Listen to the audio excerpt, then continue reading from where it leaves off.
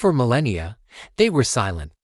Carved into stone, painted onto papyrus, the secrets of a mighty civilization locked away in a language no one could read. The pyramids, the pharaohs, the gods of the Nile all shrouded in mystery. This is the story of how one stone, and one brilliant mind, gave a voice back to ancient Egypt. Our story begins not in the deserts of Egypt, but in the chaos of war. It's 1799. Napoleon Bonaparte's army is campaigning in Egypt, near the town of Rashid, which the French call Rosetta. A soldier named Pierre-François Bouchard is overseeing the rebuilding of a fort. As his men tear down an old wall, they uncover something extraordinary, a dark, granodiorite slab. About 4 feet tall, covered in inscriptions. This was no ordinary stone. It bore 3 distinct scripts.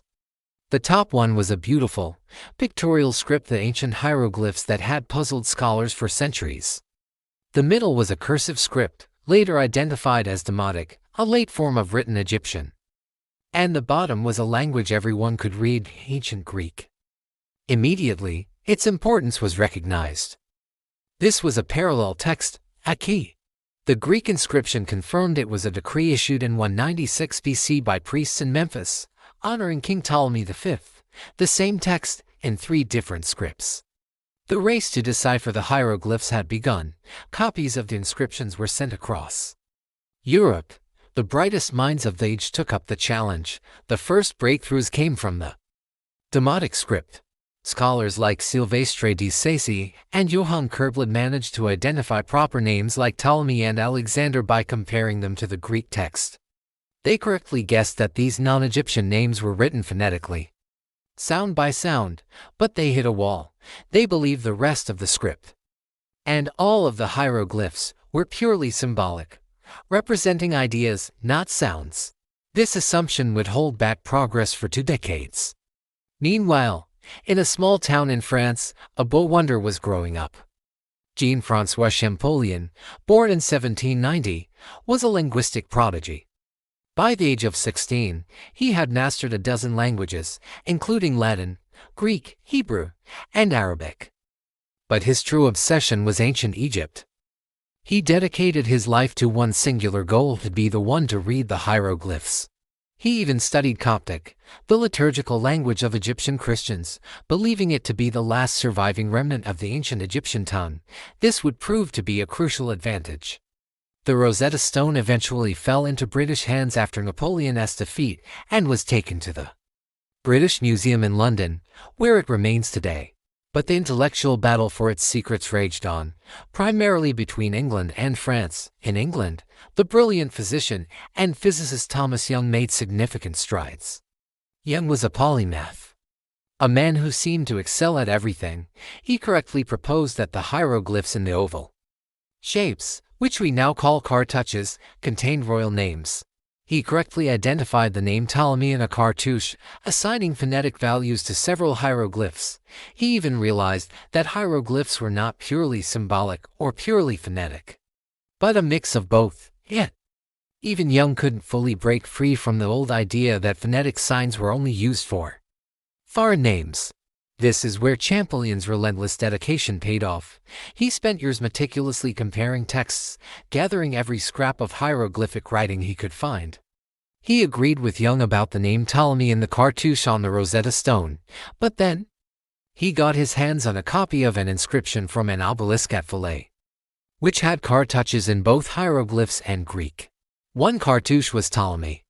The other, he suspected, was Cleopatra. Now, he had 2 names with shared letters, P, T, O, and L.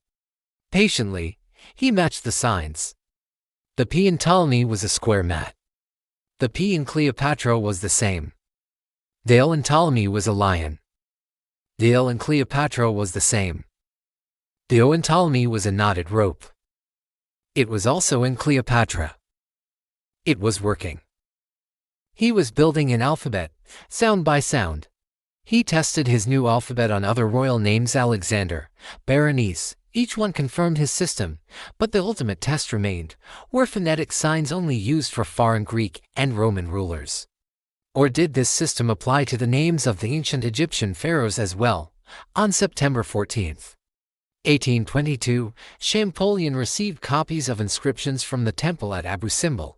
He focused on a cartouche containing a sun disk, a mysterious sign, and two signs he recognized from his alphabet as S. The sun disk was the symbol for the sun god, Ra.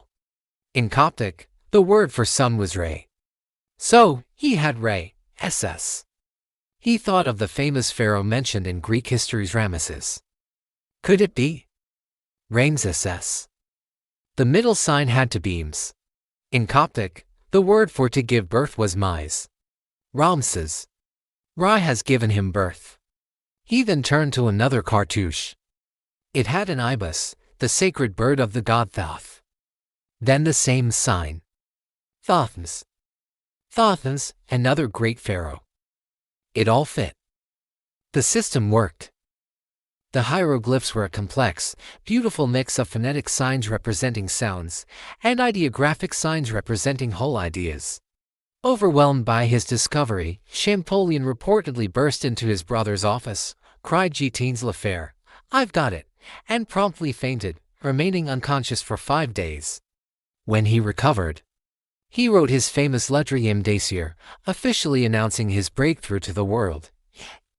Had done it. He had unlocked the door to ancient Egypt.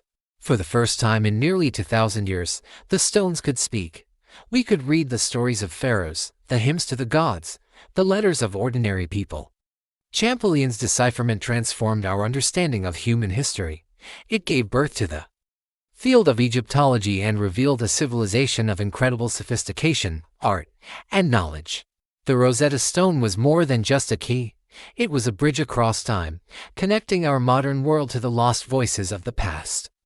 And it all came down to a piece of stone found by a soldier, and the lifelong obsession of a brilliant Frenchman who dared to listen to what the ancients had to say.